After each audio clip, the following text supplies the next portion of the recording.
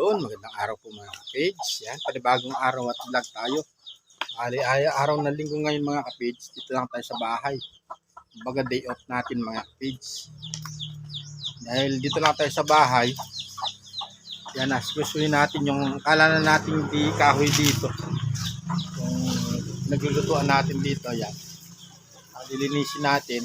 Gawa ng matagal natin di nagamit dahil sa yung LPG yung gamit natin mga kapage. So, dahil sa taas ng LPG ngayon ay magkakahoy tayo, susuportahan natin ng kahoy yung LPG natin mga kapage. Naisip natin to, tapos hahako tayo ng mga naipong kahoy doon, ipunin natin dito mga kapage. At syempre bago po tayo mag-umpisa mga kapage, hindi po natin makakalimutan magpasalamat sa Panginoon at sa patuloy po ninyong suporta at tiwala mga kapage. Maliyan siya. Tapos natanggal na ilaw dito. Lalagyan na natin sa ilaw. Lilipit natin ito mga kapatid. Dito yung kahoy. Nakutin muna natin yung kahoy. Habang hindi na masyado mainit mga kapatid. Dito na naman sa harap yung kahoy na naipon. Dito sa bukid, hindi problema yung kahoy mga kapatid. Maraming kahoy na mapagkukunan dito. Bali yung kahoy na nakaipon.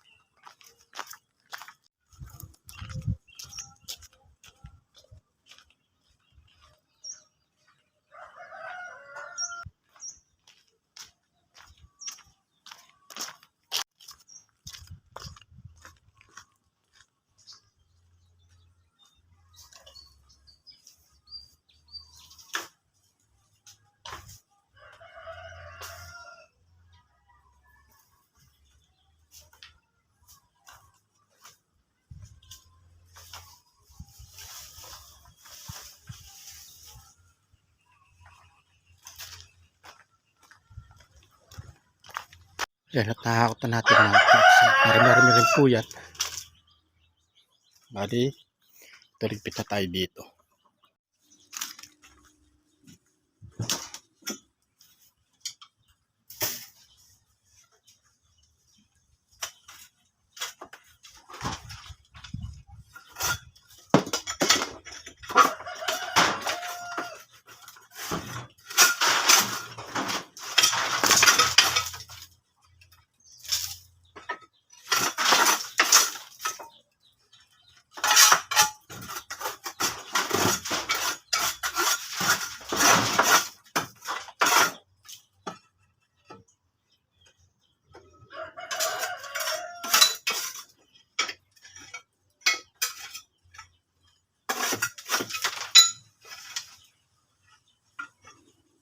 Bali, naging hapon na ng manok kasi mga kapage, matagal natin ginagamit.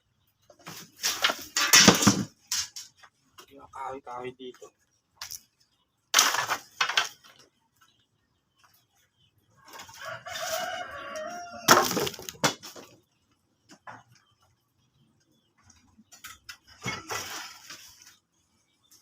Bali ito, kalan di uling mga kapage. May blower siya.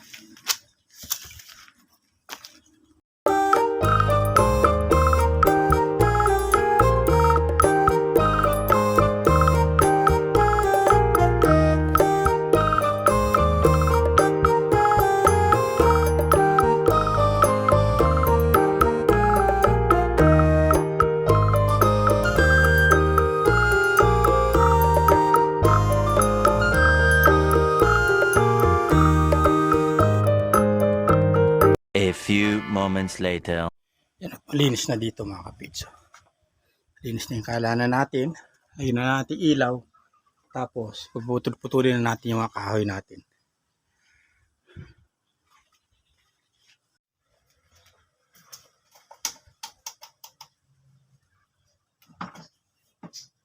Yan.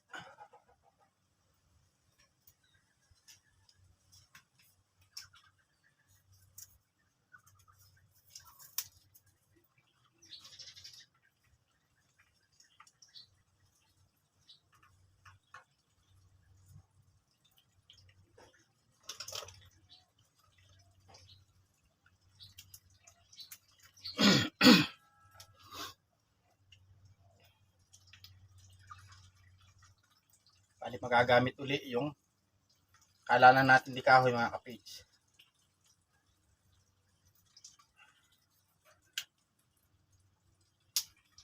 Bali dito sa amin nasa 1.6 pa po yung gasol.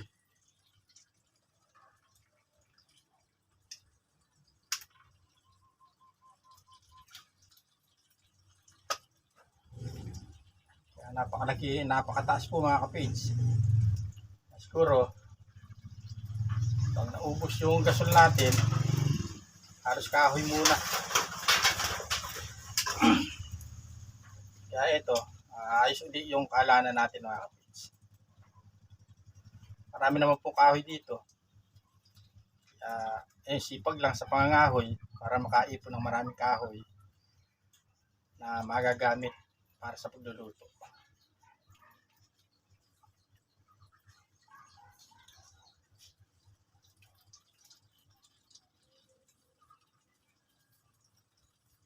Sarap naman po yung sinaing sa kahoy.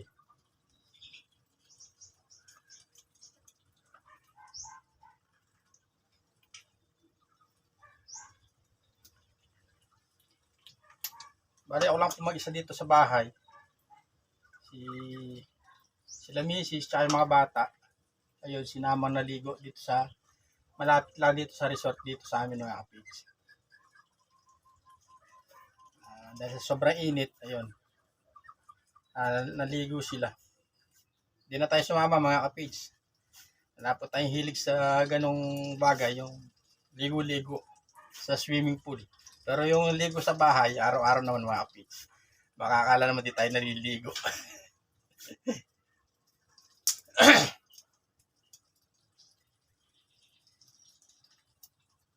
Yan, paki-like and share na lang po mga kapage.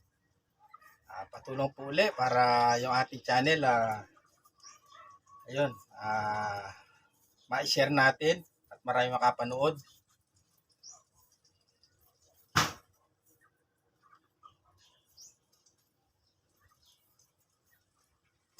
Sa mga walang sawang sumusuporta po kay Kapage, maraming salamat po sa inyo.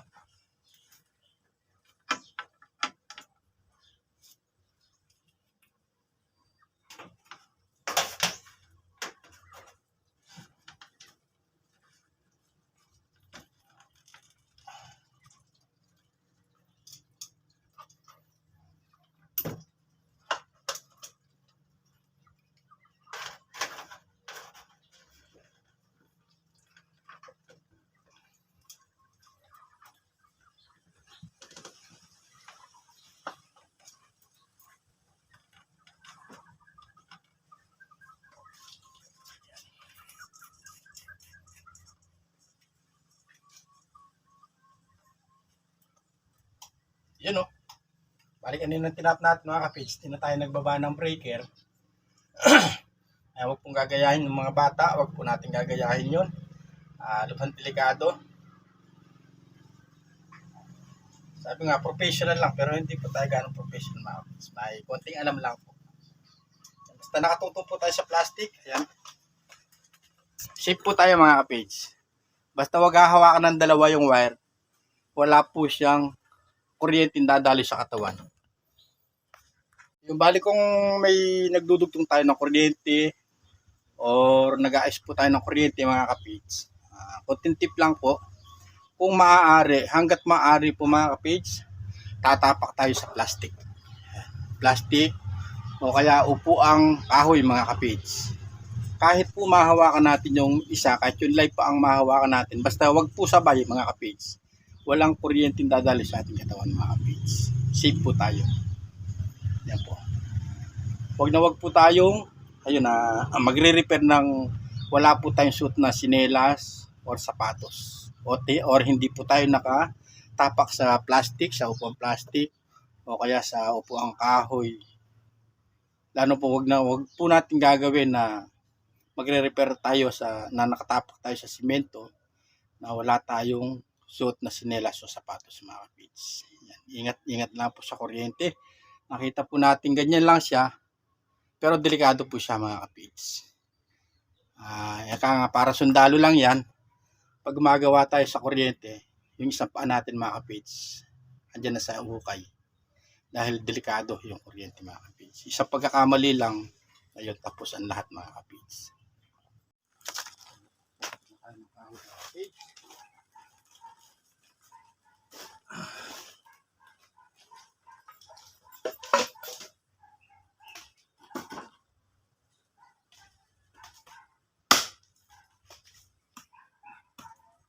Lima.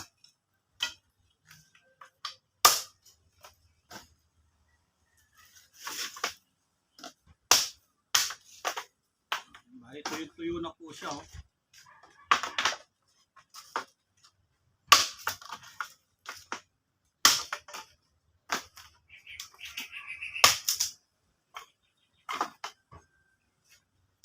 Dito sa probinsya mga kapit, sipag lang. Hindi ka mawawalan ng panluto.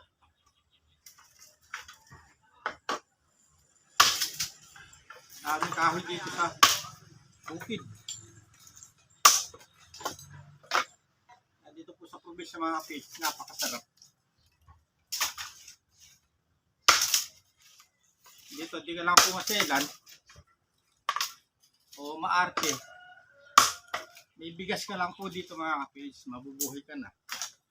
Gawa ng marami nagugulay dito.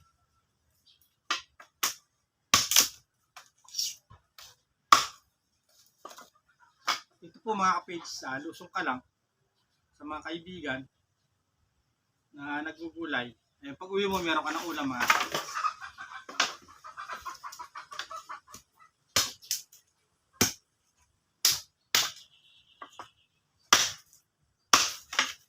Bali din na po tayo nakalusong.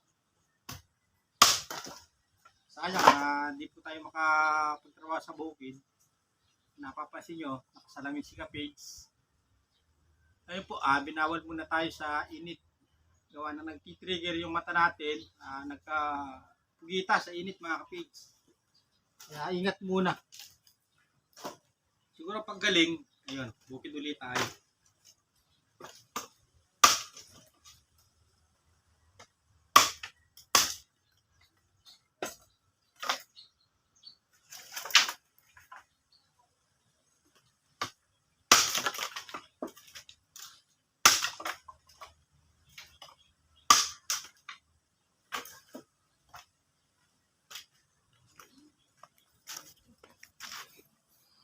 Na tayo mga kapits.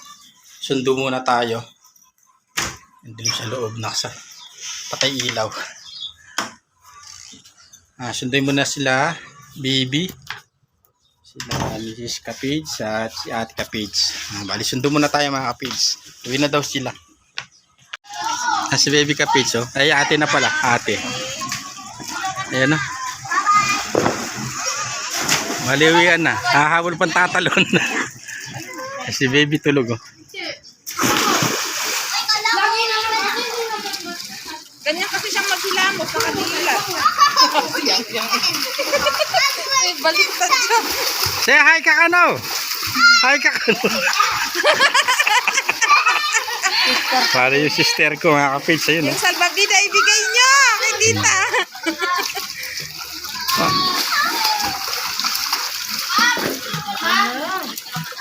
Tara, bis ka na, uwi na tayo. Hindi, doon na lang sa mag sa bahay.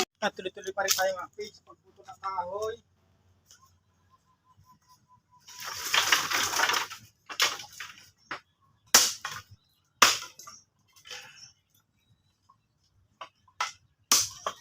para maisilot natin yung kahoy mga kapage.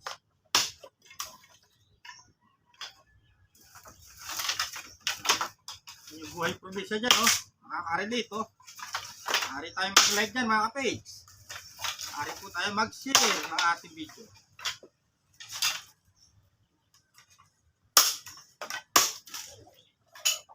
Buhay probinsyano mga kapage, oh.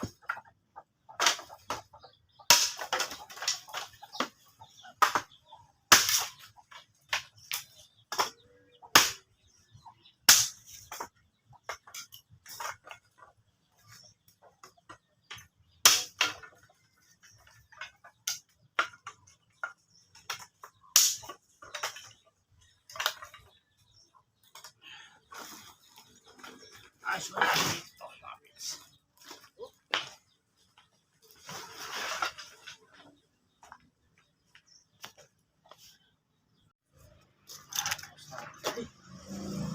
Natin mga kapage.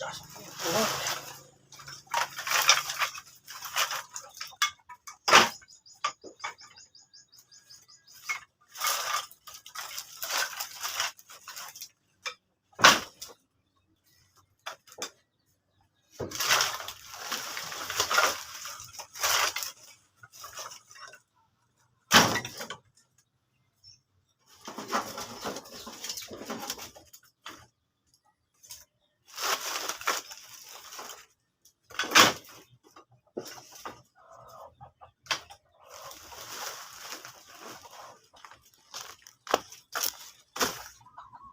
Tapos na tayo mga kapage, oh. Salansan na rin natin. Ready na yung kalanan natin. Kulang na lang mga kapage yung iluluto natin. Tapos syempre ligpit tayo dito. Walis-walis muna tayo. Hapon na rin po. Iligpit na tayo. Sabi nga mga kapage.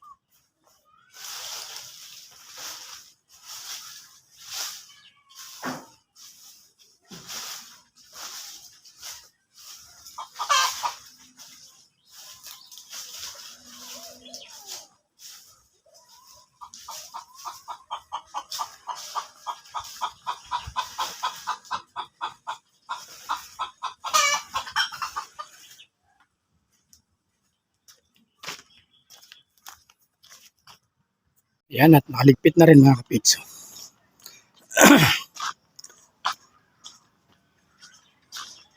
Hindi na tayo magluto dito. Ilaw natin.